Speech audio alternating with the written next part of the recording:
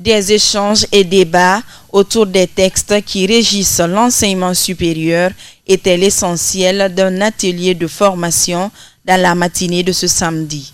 Initié par le ministère de l'Enseignement supérieur et de l'Innovation, afin de permettre aux recteurs et directeurs généraux d'être sur la même longueur d'onde de compréhension et d'application de ces documents. Donc il était important pour Madame la ministre de l'Enseignement supérieur, de la Recherche scientifique et de l'Innovation d'impulser à la veille de la rentrée universitaire 2022-2023 une telle activité qui réunit tous les acteurs aujourd'hui, tous ceux qui encadrent le système d'enseignement supérieur aussi bien au niveau du public que du privé, pour que les textes réglementaires soient sus et connus de tous et que les différents points d'ambiguïté qui existaient et qui faisaient en sorte qu'il y avait un déphasage dans l'application de ces textes-là, que ces ambiguïtés, que ces anguilles-là soient levées sous ces roches. Des textes réglementaires du LMD se revalorisant les bourses d'entretien et les bourses d'études ont été vivement épluchés par les participants.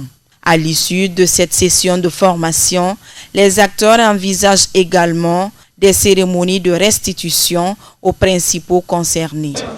Alors, dès le retour dans les institutions, il faut organiser une restitution solennelle à l'ensemble du personnel qui intervient sur la chaîne de la formation. Et qui parle de la formation, parle des différents acteurs clés. Il y a les enseignants-chercheurs, il y a les étudiants.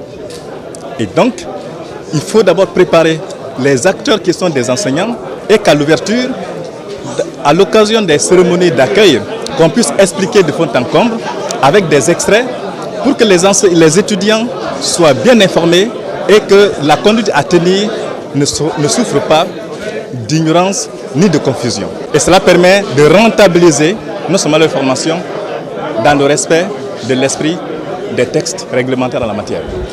Venu représenter les étudiants, Mamadou Oumar Bari s'engage à vulgariser ces documents auprès de ses pairs. Déjà, nous allons commencer les sensibilisations et surtout vulgariser ces textes au sein des différents présidents pour que ça puisse aller jusqu'au niveau des chefs de classe. Mais donc c'est ça un peu l'objectif, que chaque étudiant puisse savoir que le Bureau national des étudiants est là. Nous, toujours, nous nous battons dans ce sens pour que nos droits soient plus en gros. Donc ce que nous appelons, c'est à suivre, à rester unis derrière le Bureau national du collectif. À noter que cette formation intervient à la veille de la rentrée universitaire 2022-2023.